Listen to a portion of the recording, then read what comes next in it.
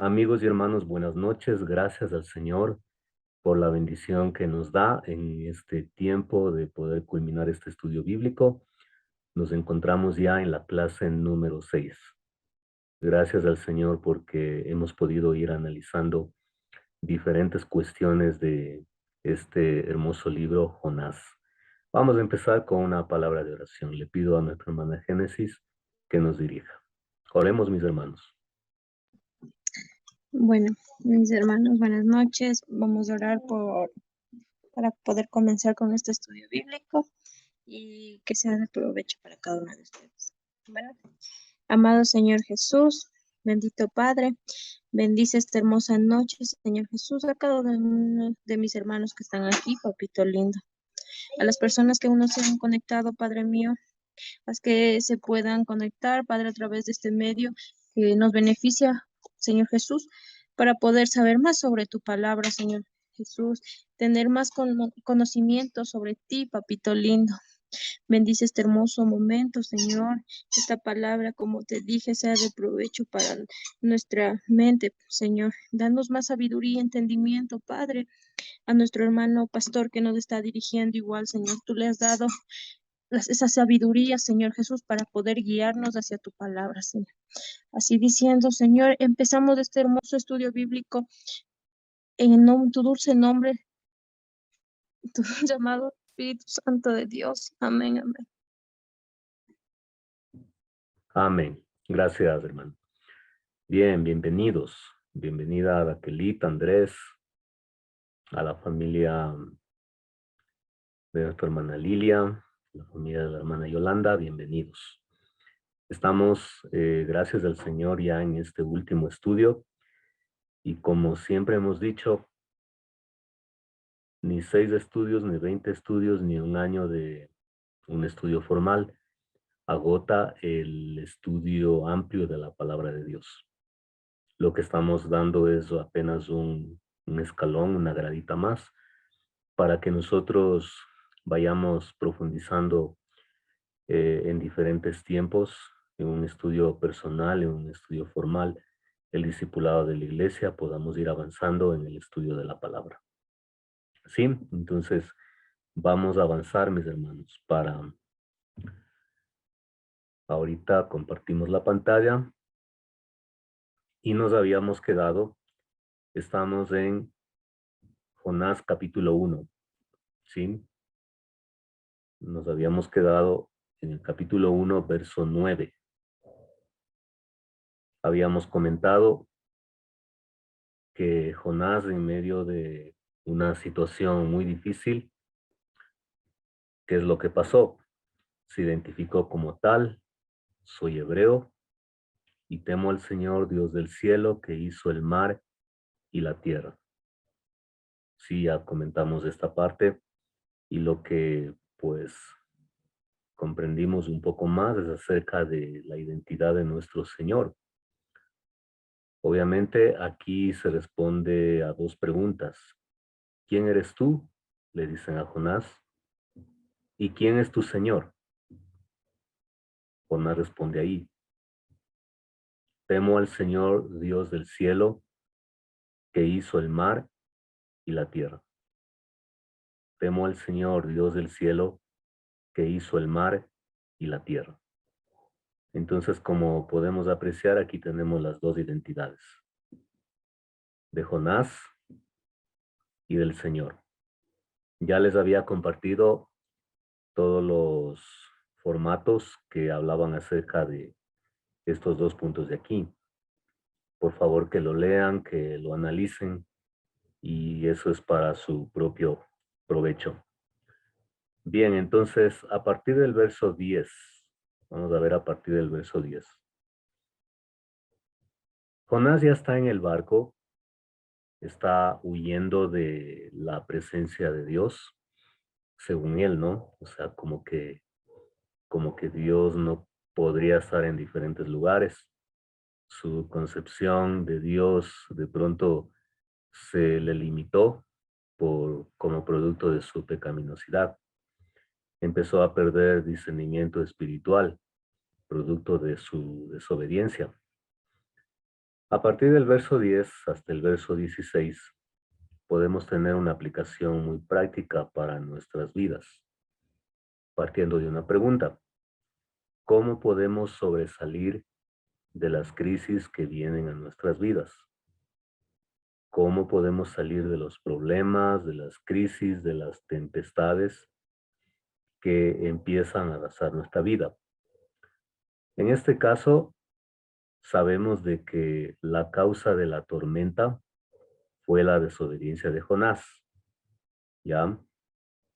Entonces aquí la tripulación o los hombres que empiezan a interrogarle a él, concluyen que Jonás huía de la presencia del Señor por lo que él había declarado.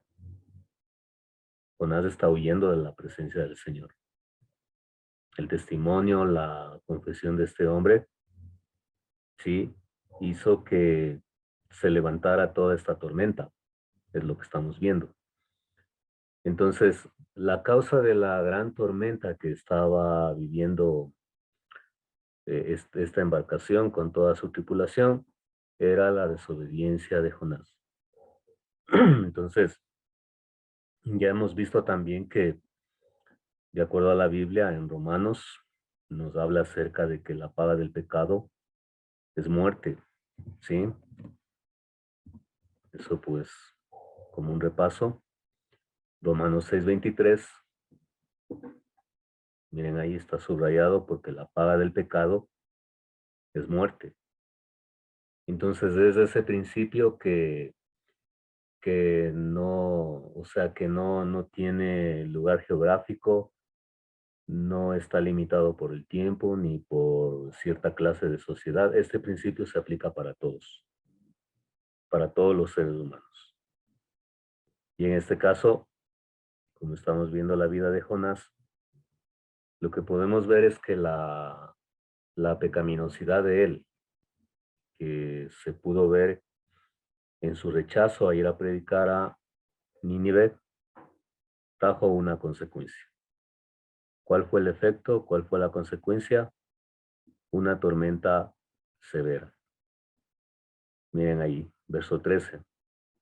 Los hombres se pusieron a remar con afán para volver a tierra firme, pero no pudieron porque el mar seguía embraveciéndose contra ellos. ¿Ya? Entonces tenemos aquí el efecto. ¿Sí?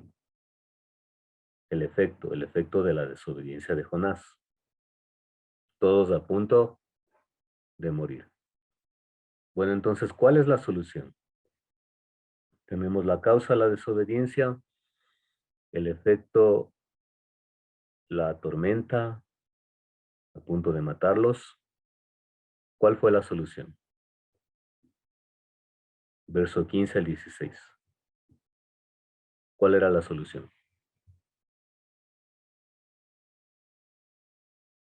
Ahí mírenle, Sacrificios. perdón. Sacrificios. Y ya un poquito antes de eso,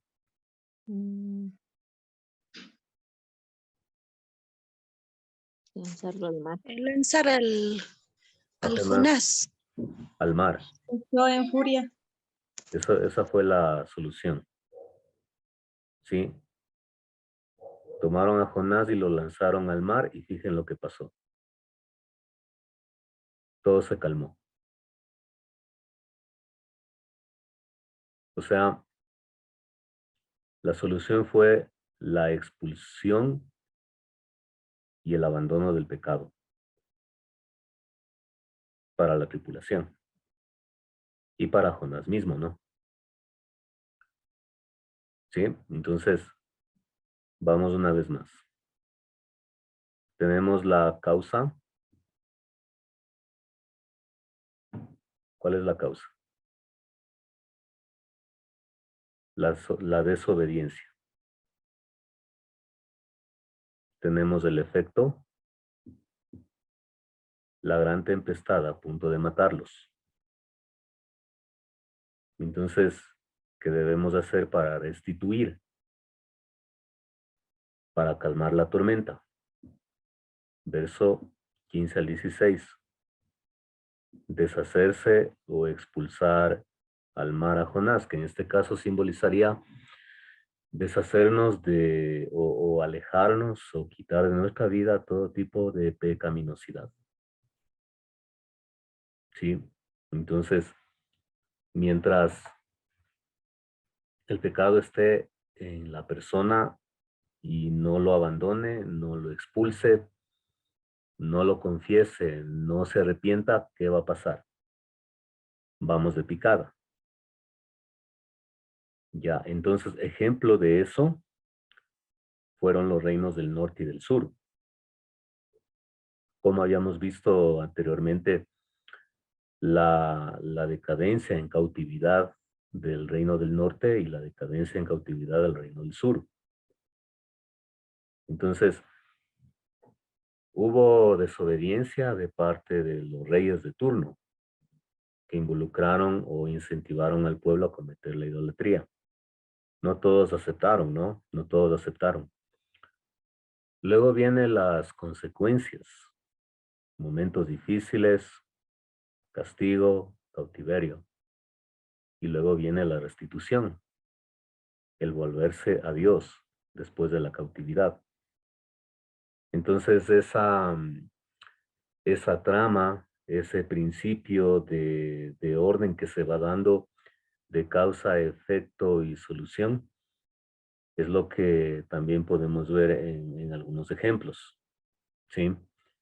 Por ejemplo, lo que, bueno, a mí ahorita se viene a la mente es la parábola del hijo pródigo, ¿sí?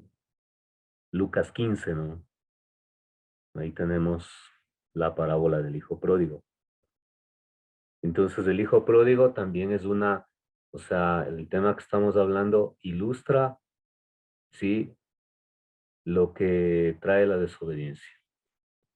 La causa, la desobediencia, el efecto, llegar al nivel más bajo, estar entre los puercos, y la solución, volverse a la casa del Padre.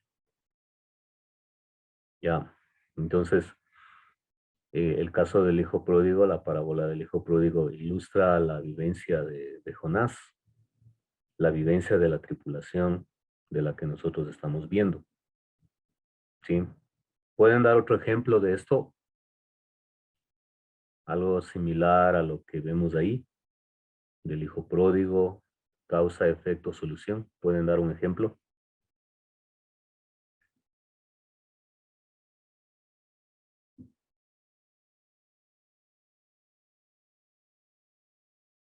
¿Se acuerdan? Un ejemplo.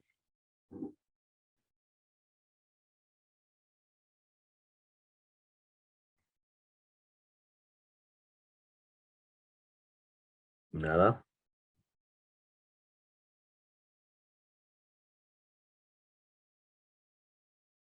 Del Antiguo o del Nuevo Testamento. ¿Pueden dar un ejemplo? De David. Ya, ¿qué pasó con David? Cuando él mandó a matar al Urias, creo que era, no me acuerdo muy bien, el esposo de Betsabé, Ya. y a quedarse con ella. Ujú. Y cayó en adulterio y se quedó embarazada, perdió el hijo, el castigo de Dios, pero él luego se arrepintió de todo corazón y volvió a Sí. Dios. Dios le perdonó. Ya. Sí, es un ejemplo. O sea, podemos ver ese patrón también en los jueces. También puede estudiar usted los jueces y usted puede ver ese mismo patrón. O sea, lo que quiero que entendamos más es el hecho de que en sí la caída en cualquier tipo de pecado que tengamos no es el último problema en sí, sino el último problema es qué hacemos con esa pecaminosidad en la que estamos envueltos. ¿Lo abandonamos? ¿Lo expulsamos? ¿O nos mantenemos ahí? La única solución para no morir era botarle a Jonás fuera del barco. Y prácticamente él mismo estaba consciente de eso, porque lo que él había hecho era algo horripilante contra Dios. Estaba huyendo de un llamado que Dios le había hecho específicamente a él. Ya, entonces, miren, ¿qué es lo que pasa en la soberanía de Dios? Nada de los eventos que se dice en este libro está sucediendo al azar, sino que el escritor le da crédito a la soberanía poderosa de Dios. Lógicamente, Jonás tenía que morir, pues está en un mar embravecido y te tiramos al mar y chao. Pero no, miren el 17. ¿Qué pasó?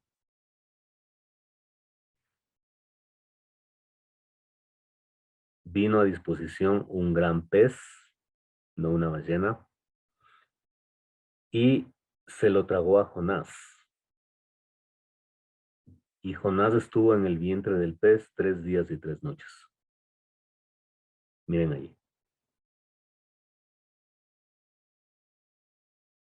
3 días y 3 noches. ¿Qué es lo que podemos apreciar? Miren, Dios es soberano, mis hermanos. Y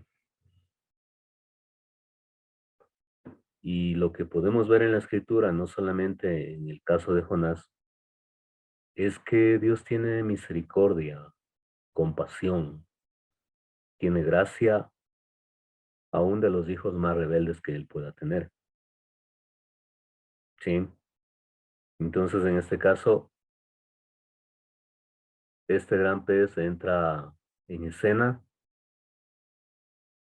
y Jonás pasa un tiempo de luto, un tiempo de dolor, que obviamente ya viene el capítulo 2, donde él experimenta un cambio radical en su vida. El capítulo 2 expresa la oración de Jonás hacia Dios. La oración de Jonás hacia Dios. Y es un modelo para que nosotros también podamos orar. Entonces, el capítulo 2 es la transición de la desobediencia a el arrepentimiento y una vez más a la obediencia hacia Dios. Sí, ya sabemos lo que pasó ahí. Al final de esos 3 días fue vomitado por el pez. Y Jonás, de manera milagrosa, vuelve a la vida. Prácticamente de manera milagrosa, porque todos los líquidos del cuerpo del pez para la digestión lo hubieran ya fulminado ese mismo día. Pero no pasó eso. El relato bíblico dice que no pasó. Sí, fue un hecho milagroso en la vida de él. Siglos más tarde, ¿qué es lo que pasa con Jonás? Que Jesús lo vindica, lo defiende, es defendido por, Jonás es defendido por Jesús. Y el Señor Jesús lo llama a Jonás como el profeta. Ajá, el profeta. Mateo 12:38. Mateo 12:38. Ya, vamos a ver. Andresito, por favor, 38 y 39. Entonces algunos de los escribas y fariseos dijeron a Jesús: Maestro, queremos ver una señal de parte tuya. Pero él respondió: Una generación perversa y adúltera demanda señal, y ninguna señal se le dará, sino la señal de Jonás el profeta. Exacto. Porque Ahí nomás. Gracias. Ya. ¿Qué señal dice Jesús que se le dará? La señal de Jonás el profeta. Entonces, Jonás es reconocido como un profeta de Dios. Obviamente, el capítulo negro en su vida no opacó su ministerio ni el llamado que Dios le había hecho, porque este hombre volvió en arrepentimiento a Dios. Sí. Yo creo que todos de alguna manera, hermanos, todos los que estamos aquí y de pronto los que nos ven más luego, hemos tenido un capítulo oscuro en nuestra vida. Sí. Nos hemos apartado de los caminos de Dios, o también recibiendo un llamado específico de Papá Dios, hemos empezado a ser rebeldes y a no cumplir lo que Dios ha establecido. Entonces eso es desobediencia, una cuestión de rebeldía. Y lo único que empieza a traer en la vida de la persona, del Hijo de Dios, son tormentas, lluvias, momentos difíciles, que si no paramos y no confesamos nuestro pecado, pues prácticamente vamos a perecer. Eso es lo que podemos ver en la cuestión del libro del mensaje de Jonás. ¿Sí? Algo muy interesante aquí, en el 40 y 41. Raquelita, por favor. 40 y 41. Estamos en Mateo 12, 40 y 41.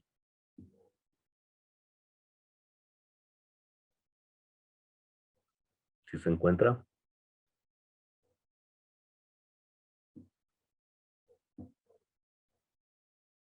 Hermana Yolita, danos lectura, por favor. Mateo 12, 40 y 41. Buenas noches, mis hermanitos. La palabra de Dios dice, porque como estuvo Jonás en el vientre del monstruo marino 3 días y 3 noches, así estará el Hijo del Hombre 3 días y 3 noches en el corazón de la tierra. Oh. Los hombres de Nínive se levantarán con esta generación en el juicio y le condenarán, porque ellos se arrepintieron con la predicación de Jonás. Y miren, algo más grande que Jonás está aquí.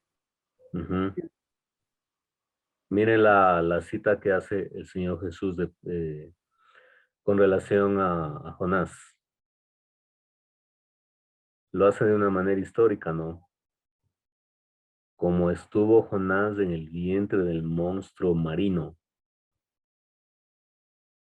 Mire, 3 días y 3 noches. ¿Cuál era la señal? Y así estará el Hijo del Hombre en la tumba. 3 días, 3 noches en la tumba. Esa era la señal que iba a darles el Señor de Jonás. 3 días y 3 noches. ¿Sí? Entonces, obviamente, todo lo que sucedió con Jonás ya había pasado siglos atrás. Estamos hablando de unos 8 siglos atrás. Y en el tiempo de Jesús, prácticamente ya Jonás no vivía.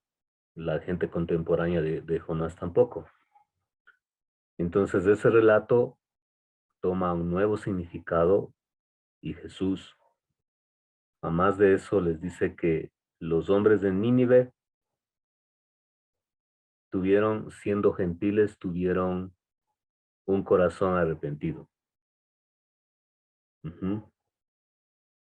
Siendo que ellos no tenían la luz de la ley de Moisés, eran paganos total, ciegos totales. Sin embargo, al escuchar el mensaje del profeta de Dios, se arrepintieron y creyeron. Miren, porque ellos se arrepintieron con la predicación de Jonás. Entonces, en cambio, o sea, esto es un contraste con lo que estaba pasando con el pueblo de Dios, el pueblo de Israel, que se supone que ellos deben ser blandos de corazón para escuchar la palabra, pero no era así, sino que encallecieron su corazón y terminaron en el cautiverio. Reino del Norte en el año 722. Cayó cautiverio bajo el imperio asirio. Ya, entonces lo que podemos apreciar es que siendo los de Nínive tan paganos, el Señor Jesús hace un contraste. Creyeron a un profeta. Pero hoy que estoy yo aquí, que soy el Hijo de Dios, uno mayor que Jonás, que no tiene comparación, no creen en mí. Y han endurecido su corazón. Y por eso, ¿qué va a pasar con la gente de Nínive? Se levantarán con esta generación en el juicio y la condenarán. ¿Sí? La condenarán. No sé si tienen alguna pregunta.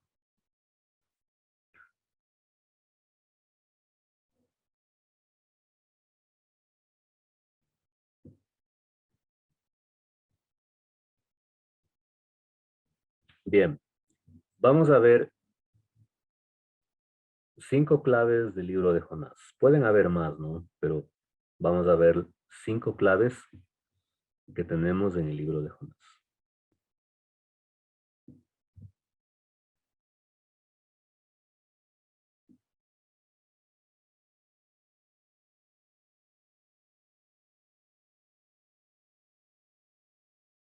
Claves del libro de Jonás.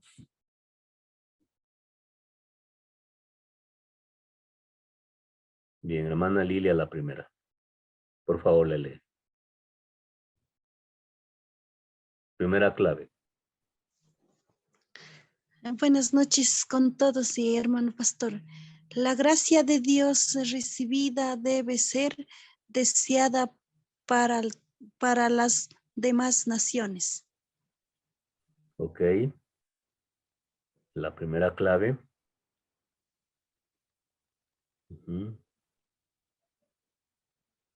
¿Sí entendemos eso? No mucho, pastor, expliquen. Todos hemos recibido la gracia de Dios. Si usted es un hijo de Dios, ha recibido de su gracia y misericordia. Entonces, así como hemos recibido, debemos desear esta misma gracia para las demás naciones. O sea, ¿cuál es la clave que tenemos? Que nosotros tenemos que tener un anhelo ferviente para que las demás naciones también conozcan del Dios vivo. Segunda, Yolita, por favor.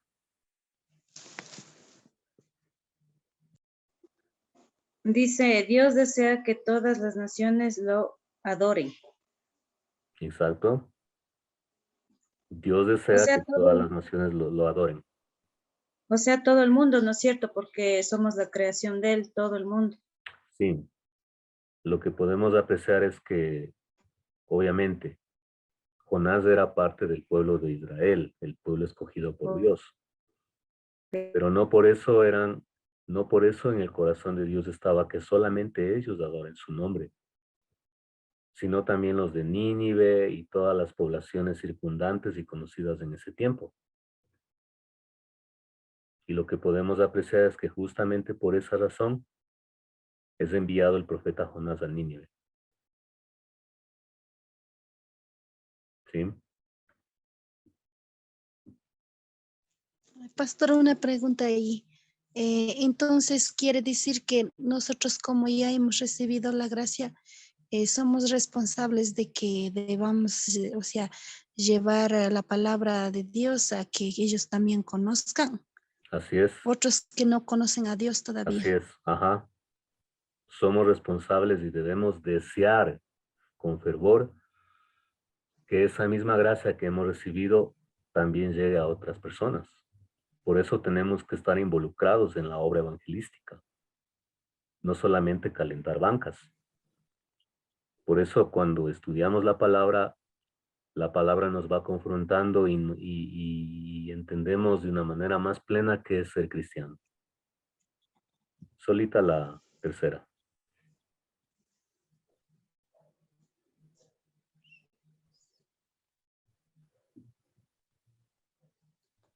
¿No está? Valeria, por favor. Todos seremos juzgados en base a la luz recibida. Ok, ¿qué quiere decir eso?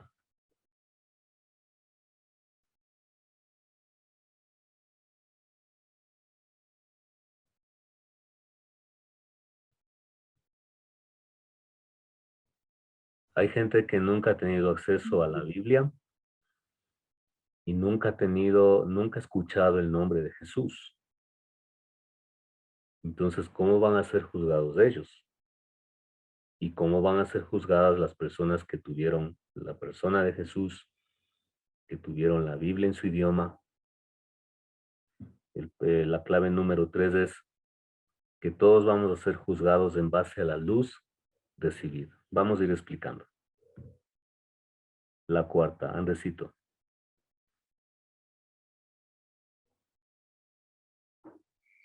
Dios escucha la oración tanto del creyente Jonás 2:1-9 como de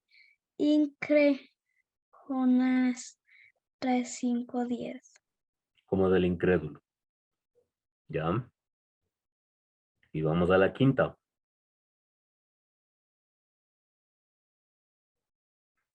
Hermana Génesis, por favor, la quinta. Cuando pecamos, la comunión con Dios se restaura al arrepentirnos y volvernos a sus caminos. ¿Qué dice? Jonás 3:1-2. Ok, ¿qué podemos entender en la quinta? ¿Qué podemos entender? Que cada vez que nosotros, por ejemplo, pecamos y nos arrepentimos de todo corazón, como que Dios, o sea, siempre nos va a perdonar y, o sea, ¿cómo le explico? O sea, Dios nos perdona cada vez que nosotros pequemos y nos arrepintamos de todo corazón, Ujú, ok. ya que Él quiere que estemos siempre, o sea, en sus caminos, que no nos alejemos de Él. O sea, hay arrepentimiento, ¿no? Cuando hay arrepentimiento. Por ejemplo, en Primera de Juan 1:9. ¿Alguien se acuerda? Primera de Juan 1:9. Si confesamos Ujú, nuestros pecados, Él es fiel y muy bien. justo para perdonarnos y limpiarnos de toda Mm. maldad. Para perdonarnos y limpiarnos de toda maldad. Entonces, como podemos apreciar de los 4 capítulos de Jonás, podemos extraer estas 5 claves o estos 5 principios. ¿Sí? Lo que podemos apreciar del llamado de Jonás, la rebeldía, la disciplina, el arrepentimiento y la predicación que tenemos en el capítulo 3. Entonces, muy importante que entendamos que la gracia y la bendición de Dios está operando en todos sus hijos. Sí, está operando. Hay muchos siervos y siervas de Dios que en este tiempo están separados de Él. Ujú. Están en su mundo, en sus actividades cotidianas, están alejados del redil de Dios. Y entonces, ¿qué es lo que pasa en el plan que podemos observar en las Escrituras? Que Dios está teniendo paciencia, misericordia, y llega un punto donde Dios opera la disciplina en sus hijos. Por eso nos disciplina, Hebreos 12. Ya, entonces, muy, muy importante todas estas cuestiones, mis hermanos, porque miren, para muchos el libro de Jonás es un libro de la historia, un libro viejo, un libro que nada tiene que ver con nuestras vidas en este tiempo. Ujú. Pero no es así. Es la palabra de Dios que se va actualizando, que se va vivificando y de cierta manera todos alguna vez hemos sido un Jonás. Ujú. Sabemos lo que tenemos que hacer, sabemos que tenemos que congregarnos, sabemos que tenemos que leer y meditar la Biblia, estudiar la Biblia, sabemos que debemos ofrendar, sabemos que debemos hacer ministerio cristiano, sabemos que debemos predicar del Evangelio, pero no lo hacemos. Entonces hay una indiferencia. O sea, Jonás le dio la espalda al Señor. ¿A dónde le dijo que vaya a predicar?